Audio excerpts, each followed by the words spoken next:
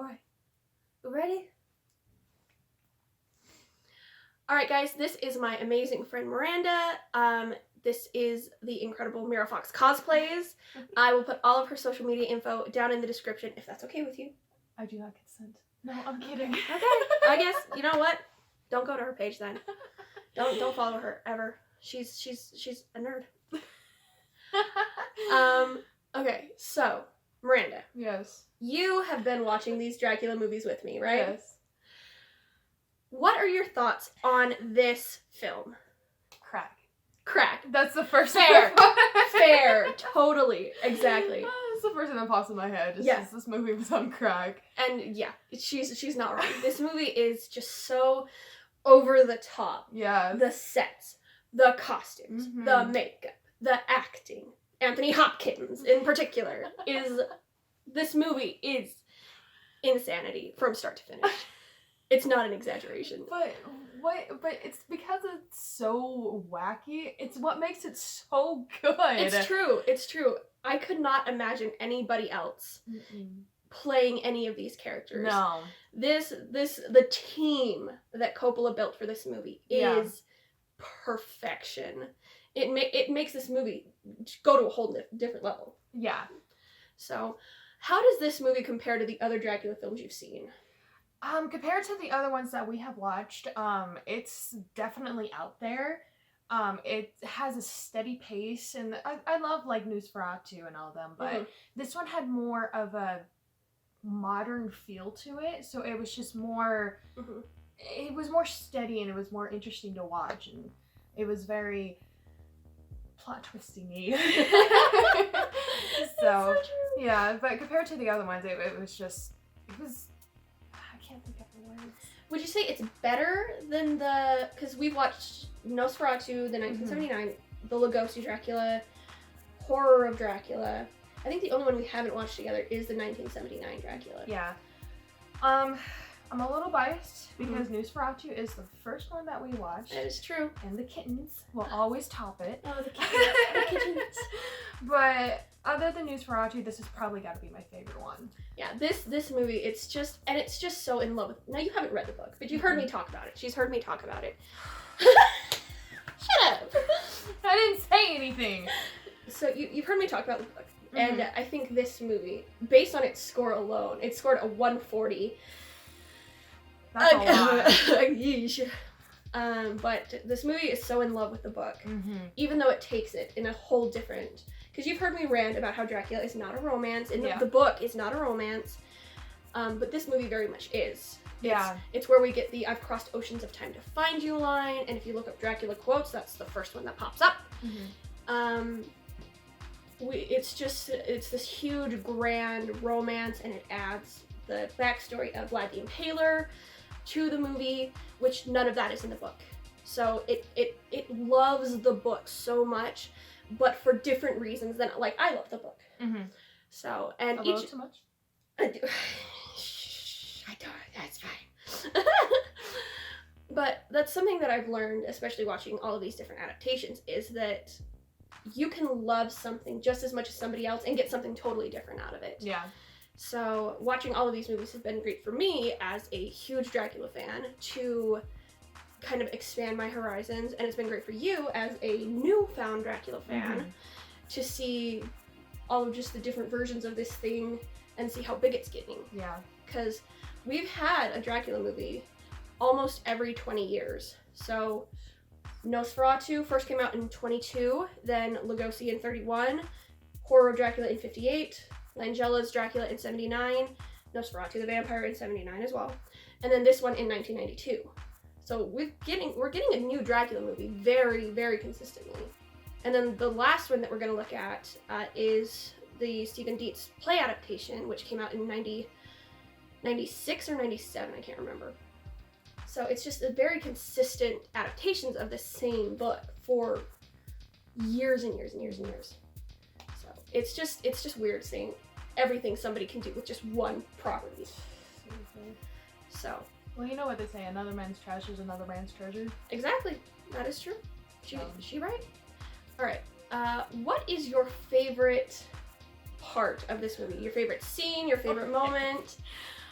let us in. Alright, settle down. So You guys just wait. This movie. Oh, I have a lot of favorite moments in this movie, but I have to pick 3 because for time's sake. Yeah, for time's sake. The first one is when we meet Lucy's quarters. Yes, her suitors. Suitors. Yeah. Yeah. And we first meet Quincy. Quincy's in this movie. Yep. Finally! He's not in any of the others.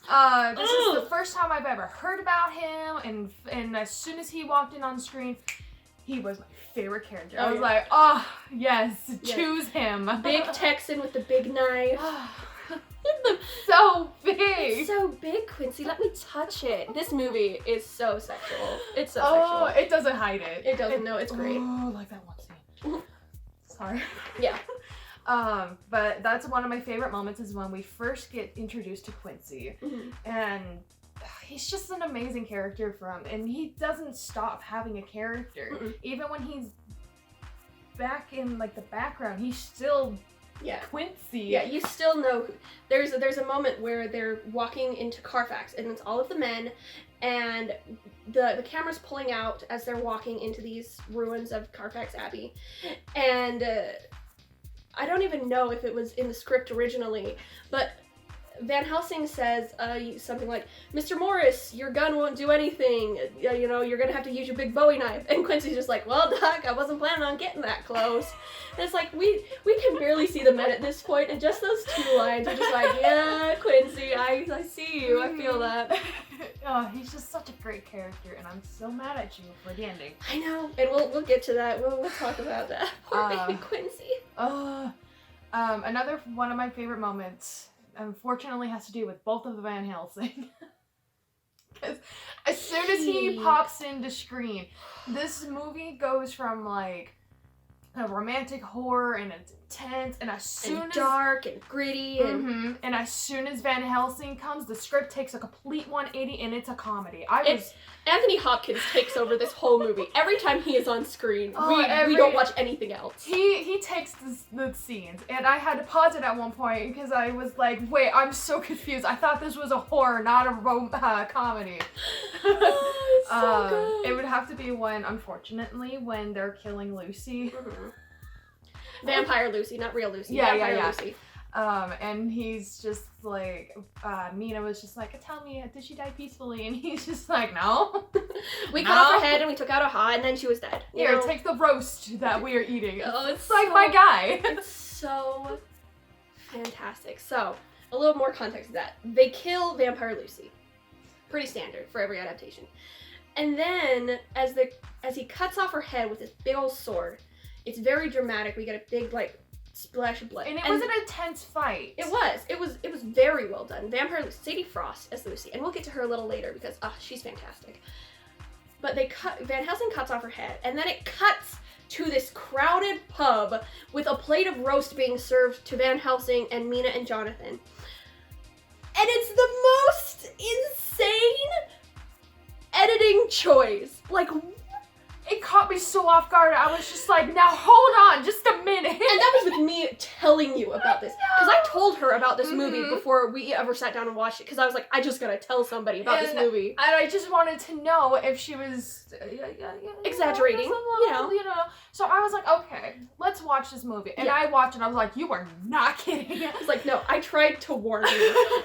And she was literally like, dude, we gotta watch this movie. And I was like, let me go get my DVD. We gotta sit down and watch it. It was so good though, yeah. And then Mina was just like, tell me, did she die peacefully? And Van Helsing just very cash, eating the roast. He's like, oh yeah, she suffered a great deal. We cut off her head and took out her heart. And then she was fine, you know. And there's my guy. There's another cut in this same scene where she says, Doctor, tell me, how did Lucy die? And I swear, it's something out of SNL, because it cuts to the 4 men covered in blood, looking ragged, looking down at Lucy's headless corpse. And I'll put the screenshot in right here, looking down at her corpse, and then it just cuts back to the pub. No joke. No joke. Was she in pain? Yeah, she was in great pain, and they cut off her head and took out a heart, and she was at peace. And even Jonathan's like, Doc, you can't say that. There are kids here, man. It's just fantastic. That was like one of my favorite moments because it's like I wasn't expecting it because it was just so random. And I was just like, hold on. completely bonkers. Well, another one of my last one of my favorite scenes has to be the battle between them and Drac. Yeah, at the very end. It was so well done. I was like intense, and I talk through movies. You know this because I like to make fun. Yeah. But I was quiet through this whole scene because I was just like, oh my god, what's happening? Yeah, and it's just they split up like they do in the book. Dracula passes them, so they chase Dracula to Transylvania, and they think that he's gonna get off the boat at Varna. He passes them and he goes to Galatz like he does in the book. I can't talk. So the men split up, and Van Helsing and Mina go to the castle first, and then the men try to like cut off Drac before he can even get that far.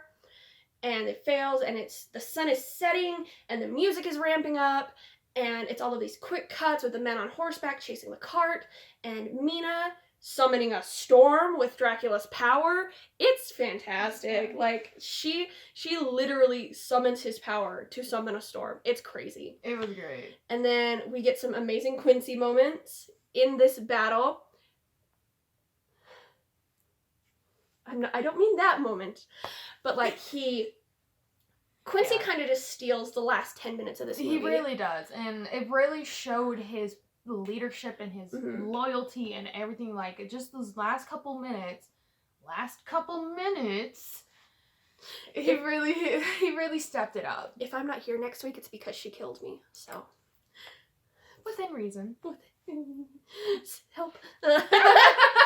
But which honestly, that tone of Quincy being more involved is in keeping with the book, because for that entire last third last quarter where they're chasing Dracula, Quincy in the book is the leader. He's the one who's like, I'll get us some Winchesters, this is how we're gonna split up our hunting party, all this kind of good stuff. And I really liked how, like, even though they were all suitors to Lucy, they all still were like, hey, we're still gonna be friends. And towards that last minute, he really stepped up and be like, okay, we need a leader, I'm the leader, and they're all like, yes, you are. Yeah.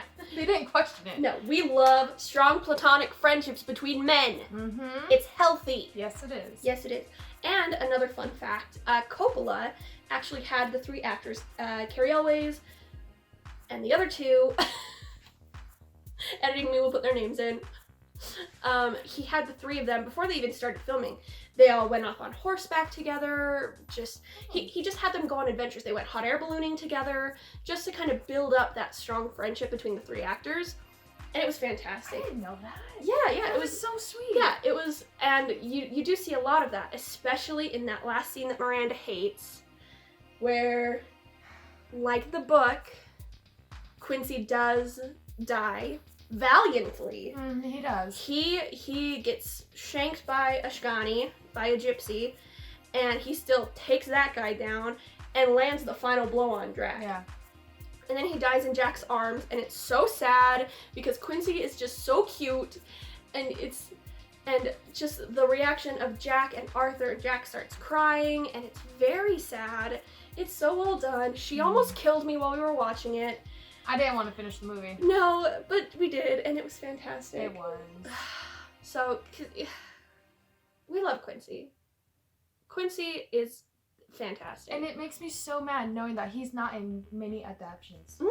Yeah, they cut him out, and a lot of them cut Arthur out. I wouldn't have minded getting Arthur cut out of this movie because... Oh my gosh. I love Cary Elwes. He is a fantastic actor. He's Wesley in Princess Bride. He's Despero in the in the Psych series. He's Dr. Gordon in Saw. He's a great actor. He's in Porco Rosso. He plays Curtis in Porco Rosso. Did not know that. Yeah. This movie, I don't know if he just didn't want to be there, or if that's how he saw Arthur's character, as being completely devoid of emotion, and just, he had this little curly Q mustache that was just... Cary Elwes is a handsome man, too, especially back in 1992, when he was fresh-faced and young. handsome man. Not good in this movie. It really wasn't.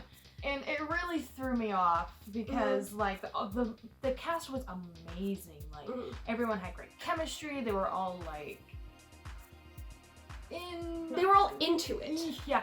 But when he came on screen, like at one point I had to ask because when Lucy was sick and Arthur asked for the doctor and he just, what did he say, make haste or something like that? He's like, Jack is like, I called my Professor Van Helsing, he's coming, and Arthur says, do it, man, spare no expense. That's what it is. And he had little to no emotion. So I got the impression that he planned for Lucy to get sick and turn into a vampire. Yeah. And I was really confused because I was like, wait, hold on. Wait, huh? Why does he look so unbothered, borderline smiling? Yeah. Because his fiance is dying in front of him. Yeah. There was only 2 great moments that he had in the movie. In the whole movie. Yeah. There were only 2 moments where we saw any emotion. Okay, like maybe 2.5 when he shouts Quincy's name at the end. Yeah. But one of them is he busts into Lucy's room thinking that somebody is having an affair with her because she's moaning up a storm. Oh my gosh. About that stuff. No. She moans so much in this movie. And not like pained moans either. Moaning. So he busts in and sees Jack and Van Helsing standing over his moaning fiance, and he's like, what the heck is going on here? And Jack's like, literally, we're trying to save her life. Shut up and get out of the way. Arthur. Especially because in the book, he's such baby. He is baby in the book. He's such a soft boy. Anyway, it's fine. It's fine. Because his whole reaction, like even when he was cutting off Lucy's head when she was in the vampire form. Literally. It was like, bro, do you not you loved this woman, right? Yeah, it's like, Van Helsing looks more bothered about this than you are. And that's Van Helsing! That's Van Helsing! Oh, man. Let's see, what is something, negative you would have to say about this movie? Like, what is one, like, negative aspect? That's true. Arthur was Arthur's a negative. One of it. Honestly, that was the main one because I enjoyed this movie so much. That's true. Arthur was the one that just really brought down the vibe. I will admit, I wish there was more Renfield. He literally had like 5 minutes of the movie, and his death was not clear to me until you said something. Because I thought he was just knocked unconscious. And honestly, Renfield and the asylum is the kind of negative point for me, because I understand that in 1897 asylums were not clean, or. Is this also the one where they were wearing box heads? Yes. That was weird. I'll see if I can find a picture of it to put in, but it was just another dank, dirty Victorian asylum. If you've seen the 1979 Dracula, even that one was cleaner than this one, and that one was dank. Shutter Island, very similar vibes, and it's like, yes, in 1897, mental asylums were terrible, but this is also Seward's house. This is a private asylum. It shouldn't be this gross. Yeah, because I never got that impression. No. I thought this was just a building by itself. Yeah. And the 1931 Dracula with Lugosi, it's Seward's house is the asylum, as it is in the book. And that's always how I imagined it. It's less of a prison, more of a rehabilitation center, you know? And in this movie, it's just another dank, in a movie that goes so over the top and so big, this just felt like another dank, dark Victorian asylum. They kind of, for setting wise, and costuming, they definitely could have done a lot better, because I did not get that impression at all. Yeah. And Renfield, in this movie, the actor who plays Renfield, and I'll put his name here, or editing me will, he does a great job of Renfield. he's losing some. He doesn't have some of Renfield's charm. Dwight Frye is still the best Renfield. I will say that till I die. But he's well spoken. He carries himself well. He's crazy. He's not bad, but overall, I'm just like, oh, it's another crazy Renfield in another dirty asylum. So, which sucks. Also, in this, Jack Stewart is a morphine addict. And it's like one scene that we get of that, and I'm like, okay. It was a scene enough. It's like, okay. Boil him down to an archetype, whatever. Give him the Sherlock Holmes treatment, okay? Whatever. So, so those are really my only negatives of the movie. Yeah, that's with me too. Yeah. Like, I was so invested in this movie. Mm-hmm. Yeah.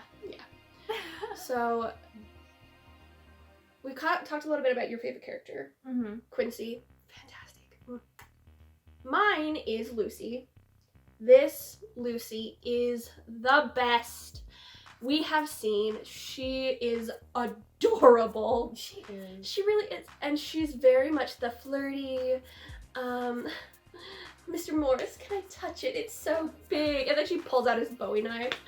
Oh, it's so great. Gosh. It's so great. We love Lucy. Sadie Frost brings this incredible innocence, even though Lucy is this very sexualized figure in this movie. She's the rich one. Mina has a great line where she says, Jonathan said that it's a defect of the aristocracy that they can say what they please. And that's very much Lucy's character. She's very lofty and she's very flirtatious, but she also has this incredible air of childlike innocence that makes her character so much more complex. And she's gorgeous, by the way. She has this really gorgeous flowing red hair. Fantastic. And all of her costumes. That initial white dress that we see her in with that's off the shoulder. So pretty. Yeah. She's so good. And even when she's sick, even when she's vampire, she's still got this little softness about her. And then she goes vampire and she kind of ramps it up and is this like, almost like a cat. She goes from like kitten to like alley cat. Yeah. So, and the scene that comes to mind is when she's laying in bed and she's very sick. And it's the lame horse line. Quincy comes in to visit her. And she's laying there, she's very sick, she's pale, her cheeks are hollow. And Quincy comes in. Do you want to say the line or do you want me to? No, I want to say Okay. Quincy hits her with this. I can't stop. Okay, hold on. Okay. I always mess up the line, so correct me if I'm wrong, but he's just like, I have no problem putting you down like a lame horse. He comes in. First thing he said. Looks her in the eye, leans over her, and he's like, oh, sweet Lucy. In this heavy Texas drawl. He's like, Arthur sent me, and he said, if you were to get any worse, I was to put you down like a lame horse. To her face. He says it to her face. And the fact that she's just like, oh, okay. Oh, Quincy, you're such a beast. It's hard for me to pause movies to process what happens. But when he said that line, I had to pause and be like, excuse me, sir, did you just say that to the woman that is on her deathbed? The woman that you love is wasting away in front of you, and you hit her with the lame horse line. Like, who says that? And honestly, I'm wondering if that's something that the actor, that wasn't in the book, that the actor's like, hey, Quincy brings up having to put down horses at one point in the book. Totally not unrelated. But he's, in the book, he's talking to Jack. And he's like, man, I haven't seen anybody that pale since one of those vampire bats got a hold of my horses and I had to put it down. And then he just, in the movie, Arthur gave me permission to put you down like a lame horse. And I'm like, oh, I'm glad Arthur thinks so highly of his fiance. Oh my gosh. God, it's so great. Oh my gosh. It's...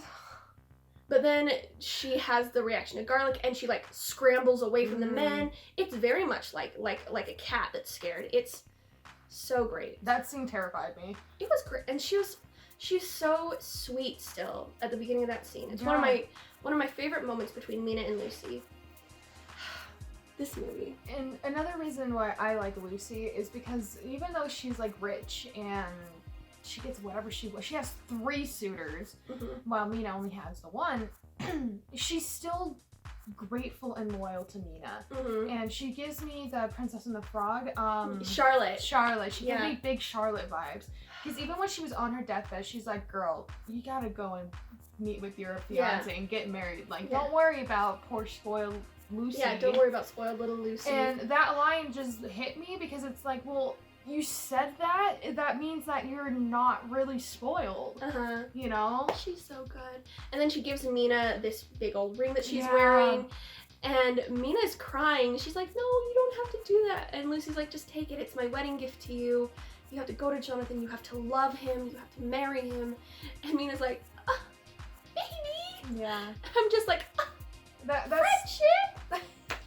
That scene was a tearjerker because she's in the process of turning to a bloodthirsty demon, and yet she's still thinking of Mina. That's so good.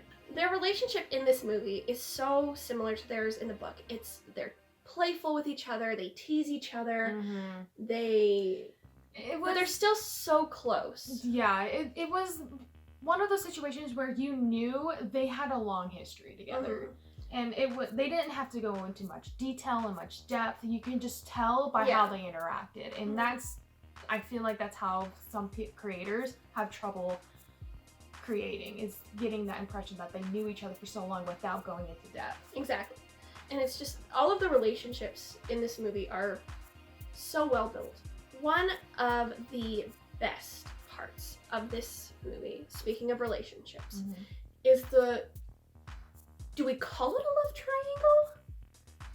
I mean, I guess technically, is the romance between Mina and Jonathan and Mina and Dracula.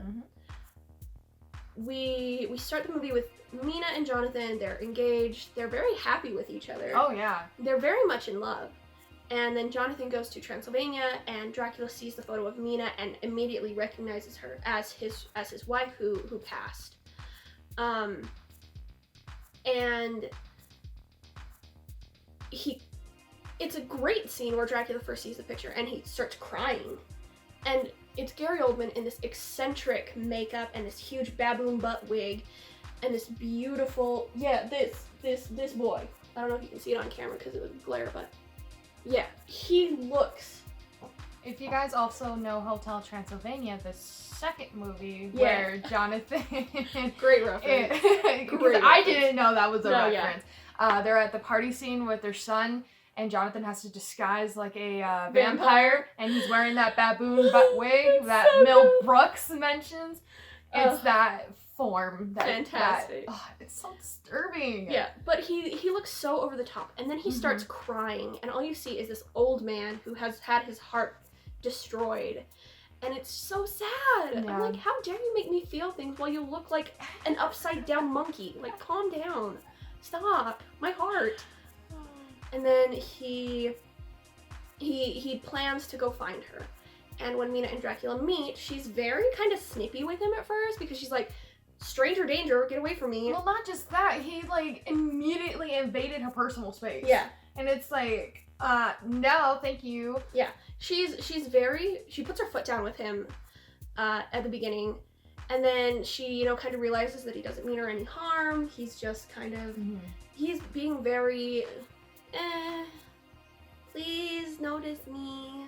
Notice me, senpai. Yeah, he's being very soft about it, and so she feels bad for being so snippy, which is a whole other discussion we could have.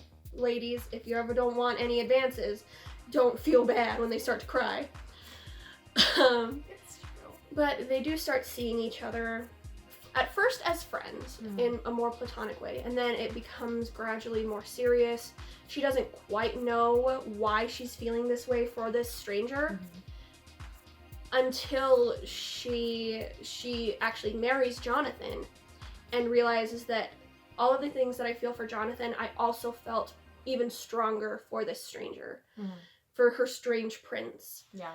And it's fantastic because she feels guilty for being unfaithful to Jonathan. Yeah. And she feels guilty for leaving her prince behind to go back to her fiance. So it's this incredible conflict in Mina's character for this film. In the 1979 Dracula, it's also a romance between Lucy and Dracula. Don't give editor more. I know. Editing me will kill me if I keep messing that up. It's a relationship between the Mina character and Dracula. The main character. And they make Jonathan such a total douche, which makes you not want her to be with him and you want her to be with Dracula, which is great because it's a romance. This movie adds so much more conflict because Mina still loves Jonathan. But it's the difference between being in love with somebody and knowing you were meant for somebody, which is just incredible because she does. She loves Jonathan and she feels so guilty that she has feelings for another person. Yeah. Because she knows that Jonathan loves her so deeply and that Dracula loves her so deeply. And another thing I also loved is Jonathan knew. Mm-hmm.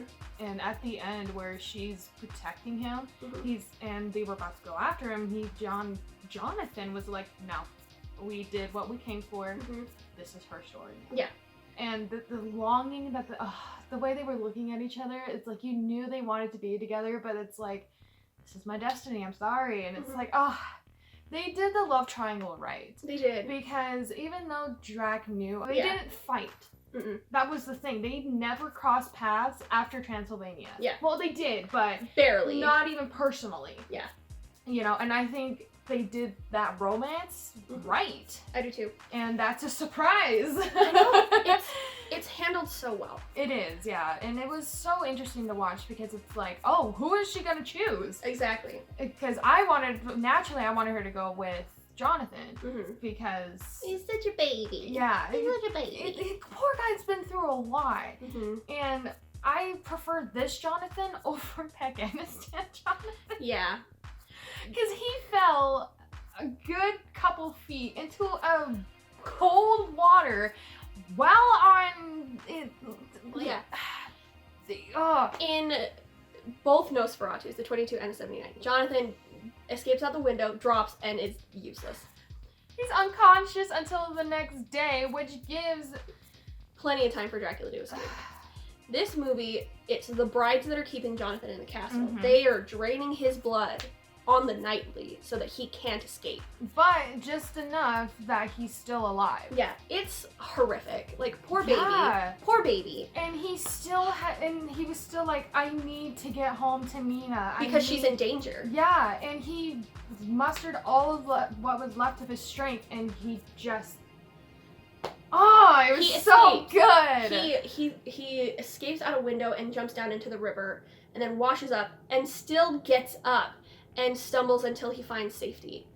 And another thing I love about this Jonathan is that he smells BS from the jump. He is immediately like, things are weird. I don't like how this guy looked at this picture of my wife. I need to get out of here. There are wolves everywhere. There are bats. There are scary things. Why is he keeping me in captivity for months? Yeah. It's like, he knows that something is up. He's not an idiot. He is immediately trying to look for a way out. And that was one of the things that bothered me because I was just like, my guy, did you not just see that shadow, or are you not paying attention to what he is doing with like your knife and stuff until that scene where he confronts him? I was like, oh yeah, I take it back. Yeah. Sorry. Now, I will say, go ahead. No, it was just a survival instinct. Yeah. To, like, it was to survive. Yeah. Something I will say, Keanu Reeves gets a lot of flack for his portrayal of Jonathan because his accent, his British accent is weak. Very weak. Yeah, I guess he did have one. Yeah. I didn't even notice. Oh my gosh. My bad. His accent is weak at best. But he's so fantastic. He captures Jonathan's character so well.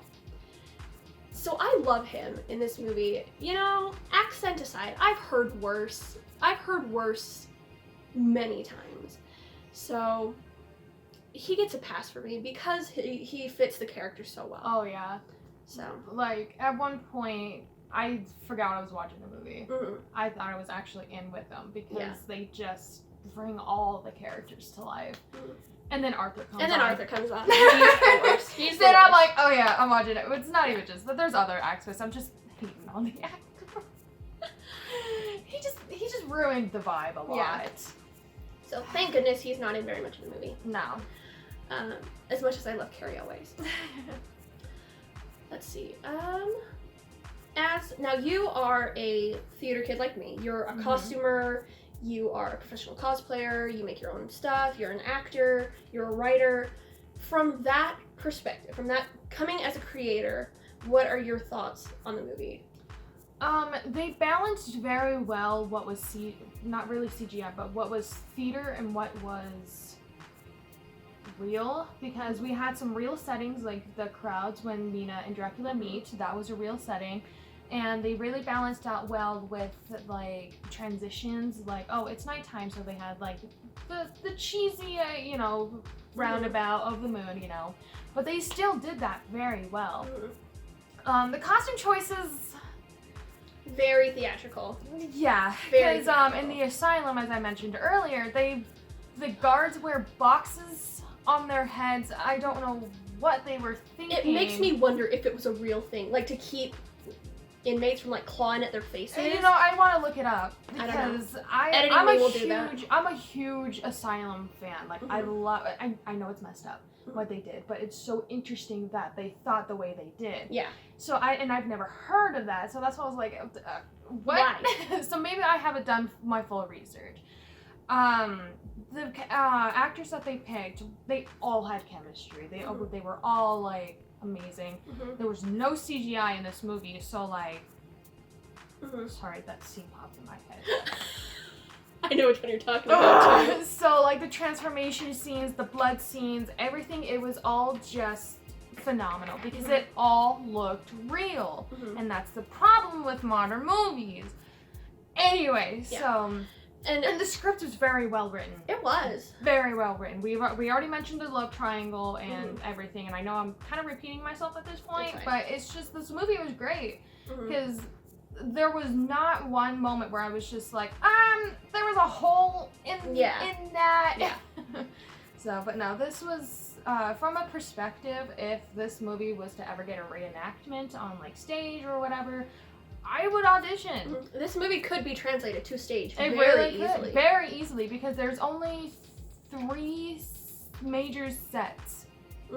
Because there's the Transylvania, obviously. There's the house that they usually stay in, Lucy's home, and the asylum. Yeah. And Carfax is attached to the asylum, so that's all one. That's one. So there we go. Yeah, just add a few cages and crazy people, and we're good to go. Yeah.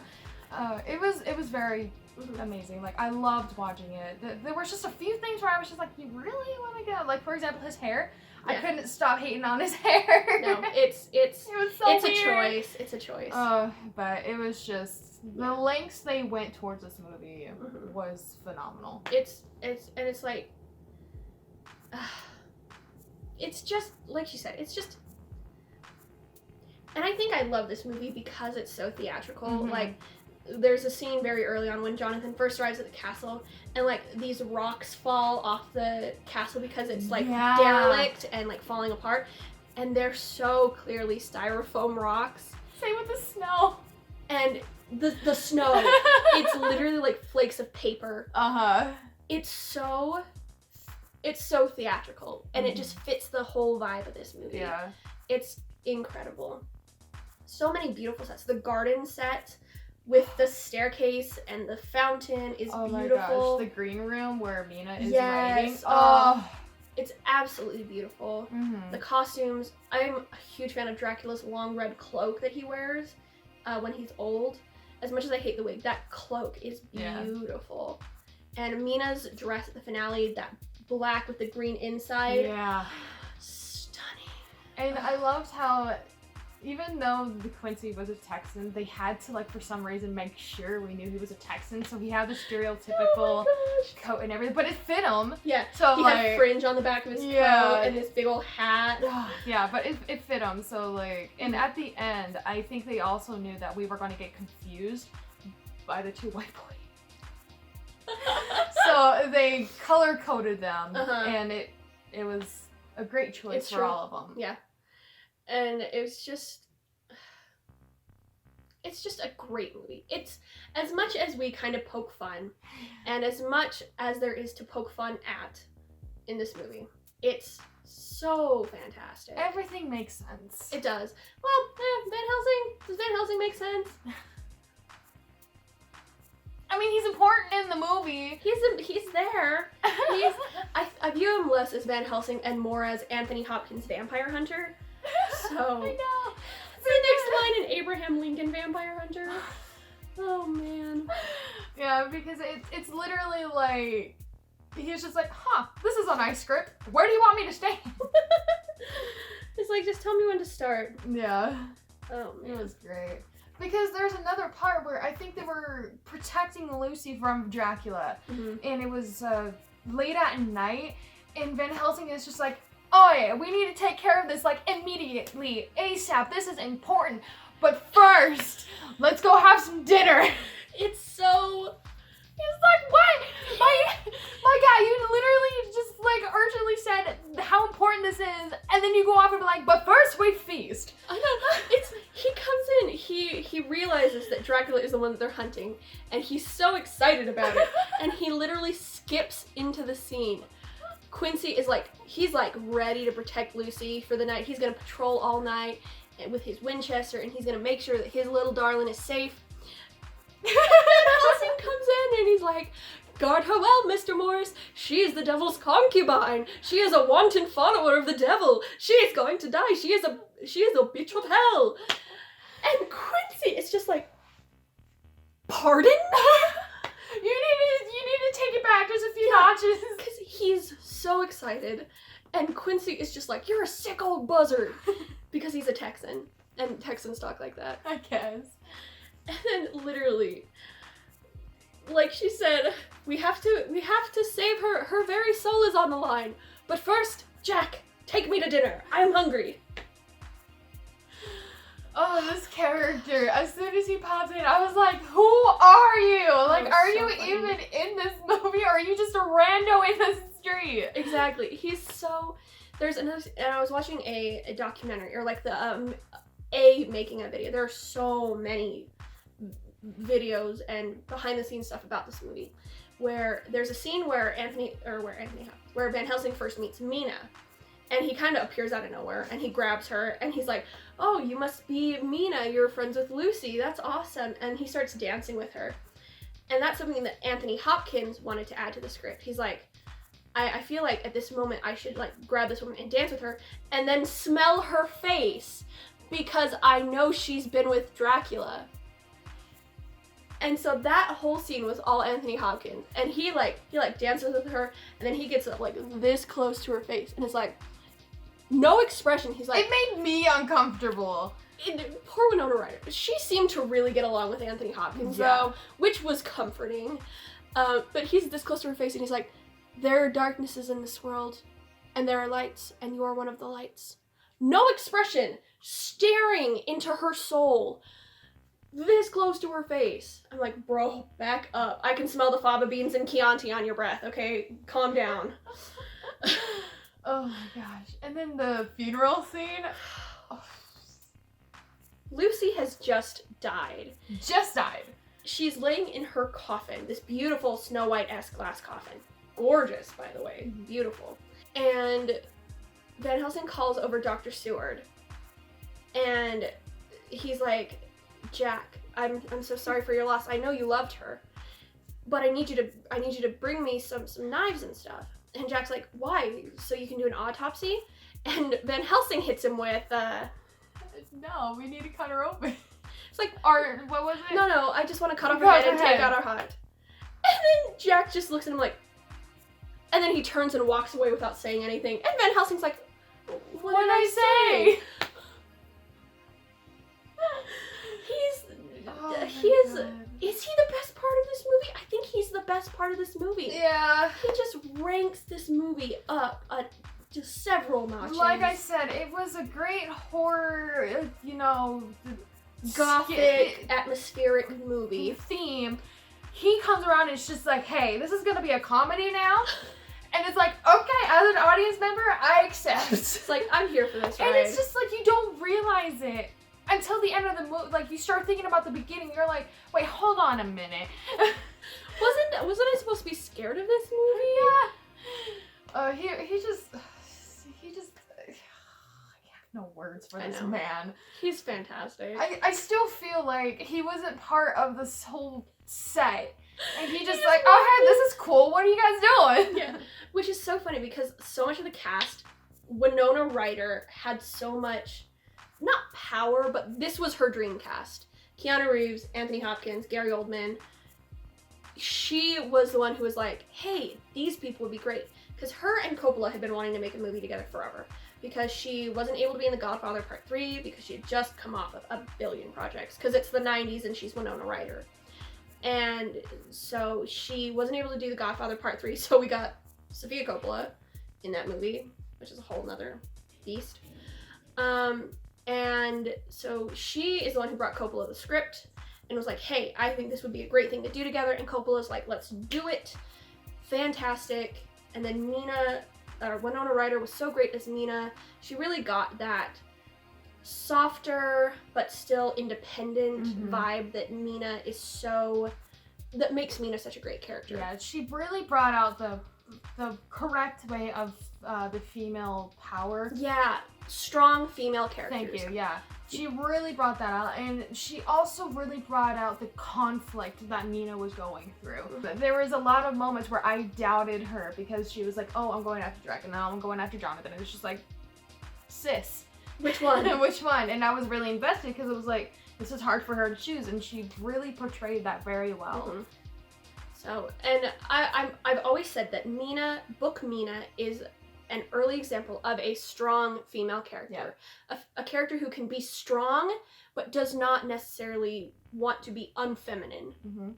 And I still haven't found an earlier book around this time period where a woman wields a gun, which Mina does in the book, and she does expertly in this film. Granted, she's pointing it at her friends. That's right. But wouldn't you? It was more of a desperate situation. Yeah.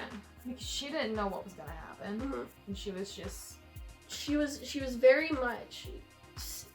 And another thing that I love is Dracula at the very end is old and wrinkled and gross looking. He's kind of turning to dust at this point. Yeah, and he's got like that bat nose. And she still loves him no matter what.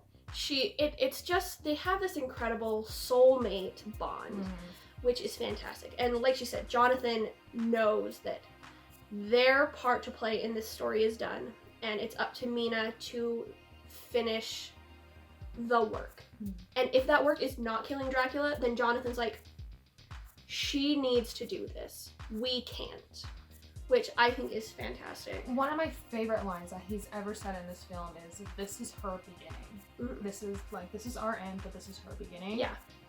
Fantastic line. And I still think about it because I was just like, yeah, this is all her. Which is so, and I rewatched the movie just before, I rewatched the movie recently to take notes and to do the score. Mm-hmm. And Jonathan has a line as soon as he arrives to the castle the first time, where he says something along the lines of, it was like that I was a player in a story that I didn't know yet. And to have that come full circle by the end with him knowing that it's Mina's story to finish, it was just such a great way to close out the movie. Yeah. It was fantastic. This movie was great. Yeah. Like, given all the poking fun that we've given, that's how you know it's a good movie, is that we can still quote the movie because it was just so out there. But it was just such a great movie because they just did everything right. Yeah. It was just so interesting to watch. It's just, there is, and I talked a little bit about this in my content warning segment, and so I figured I'd expand upon it before we close out the video. this movie is about sexuality. This movie is about the sexual bonds between people. And those kinds of ties that you can't break even through centuries. And so now, I was telling Miranda about this last night before we started filming. And I was going kind of 9th grade English teacher on her. I was gonna say, are you gonna bring that up? Yes. So, there are, and you know, warning if you don't want to hear talk of sex and sexuality. I'll try to keep it PG-13. We're all adults. We're all adults here. I hope. Geez, I hope we're all adults here. The first instance of naughtiness we get are Dracula's brides, which is, yeah, okay. Because he neglects them so much. Yeah, they're touch starved. They've been in quarantine a long time. It's Jonathan's seduction scene, which honestly, this is my favorite version of it. Jonathan wanders into this room and he starts hearing these voices call out to him, and they kind of like draw him in. It's very otherworldly, very mystical. And then all practical effects. The women all like kind of raise out of the bed. It's this huge, and it's covered in fog. It's beautiful. It's a beautiful set piece. It was actually really cool. And they all raise out of the bed at different parts of it, and different parts of him. She's not joking. No, I'm not joking. But all of Dracula's brides are bare from the chest up, which Coppola and his son both were like too nervous to ask the women to strip down. Even though they had signed in their contract, they were like, yeah, we're fine with it. When the time came, he's like, you go ask him. No, I don't want to go ask him. You go ask him. I didn't know that. That's actually sweet. It was adorable. But they're very sexual beings, and for beautiful women who are not clothed at the top, this scene is not sexual. It's not meant to excite the viewer. It's horrific. Oh, it turns horrific very quickly because they're feeding on him. Their blood is everywhere. She bites his wee-wee at one point. They don't leave Jonathan. It's not like a pleasurable high. It's a horrific nightmare. It's a spider in their web. Yes, that is very much how it is.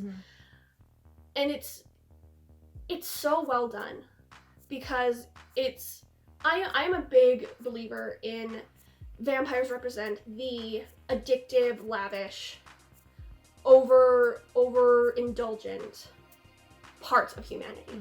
And this scene very much captures that. Oh yeah. Because it starts out very like, oh wow, like Johnny's gonna get laid. And then it turns into this horrific, painful, awful scene. And another thing I liked is that they didn't play on that. Yeah. It was immediately, hey, we're here, let's feed. Yeah. And it was really, it made me so uncomfortable, and I almost wanted to turn it off because I was like, is this the movie we're going to be watching? Because I don't want to watch it because I was so scared for poor Jonathan. Yeah. But after that, the next instance we get is Lucy. And it's Lucy's first seduction with Dracula, which is good luck getting through that moment. It is a short scene in the garden with a werewolf. Everybody has a kink, I guess. It's a scene that, it's like 2 seconds, but it's 2 seconds I wish I could take back. Yeah, because it's just weird.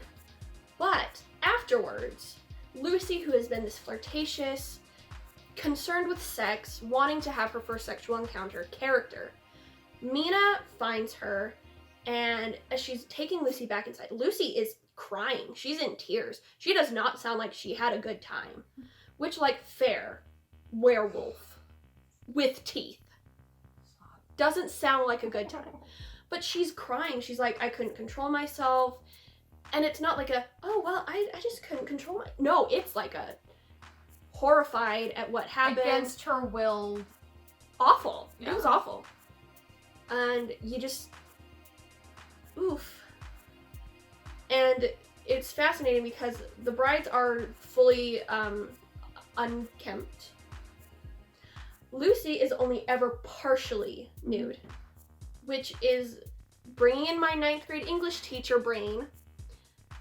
It's like these brides of Dracula are completely animalistic. There's no human left in them. They're all slaves to their own desires. Lucy still has human in her. She's only partially vampire. She's only partially she's more aware of when she wants to stop. She's like in the process of turning. Yeah. And then Mina, we never see Mina's bare skin. We get hints. We never see anything sexual with her. The most sexual thing is the mist kind of like comes into the room while she's laying in bed, and then suddenly Dracula is there and he's laying with her, but it's not. I didn't see it as, and maybe this is just me being me, more platonic, more romantic than sexual, but he's like laying with her and he's looking down at her with just the most melancholy, lovesick expression. And she is also so in love with him, and it gave a different vibe. It did, yeah. So because even though the scene was suggestive, they still didn't progress. Yeah. Because unlike Lucy, he didn't care about her. Yeah, it was a very casual thing. But with Mina, he was like, it was more about love. Okay? Yeah. It was so much more about love. Can we hold hands? Yeah, he's very, very soft, very uwu soft boy with Mina. And he even has moments where he doesn't want to turn her. He has a couple of them in the movie. Yeah, he does. And because he feels so guilty, and I think he regrets being a vampire. He does.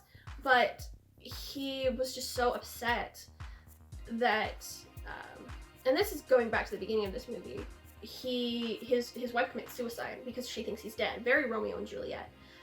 And the priest tells him to his face, like, well, she's going to hell. And Dracula is just so heartsick that he has spent all of his time serving God and protecting Wallachia and Transylvania from the Turks, and keep fighting in the name of a god who now he feels has abandoned him. And then at the end of the movie, when he's with Mina, he realizes that just how much this was needed for him to see her again and for her to be the one to set him free. So their love is so much more than anything. And it's just, you get that vibe whenever they're being physical together, whenever he's turning her, she's turning herself. I would not call this movie graphically sexual.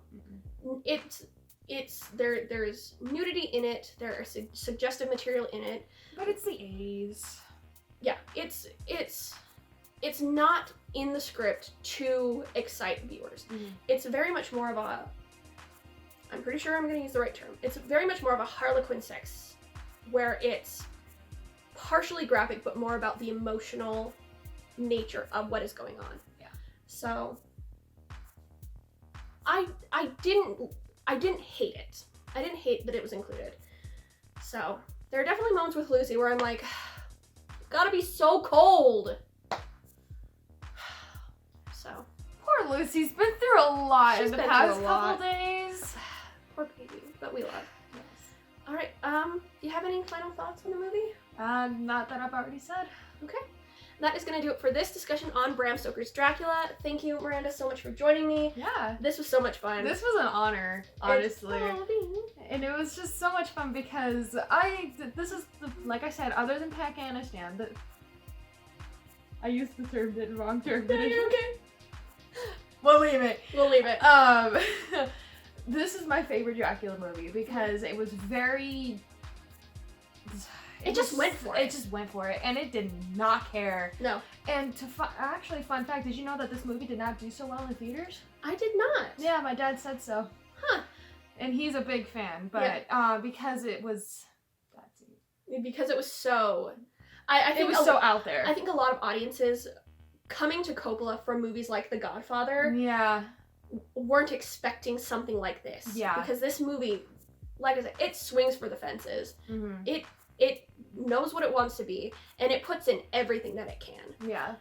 So. And it just didn't care. No. They did not, and that's what made it even better. And it's also the 80s. You got away with a lot in the 80s. Yeah. So, and it was just, this is how it's got to be my favorite film. So getting to talk to you about this, because you and I, we can just talk about it. Yeah. And it's great. So Yeah. I'm really happy to share my thoughts with your fans. Honestly, I did not know how I was going to talk about this movie because there's so much to talk about. There's so much. There is so much. Mm-hmm. And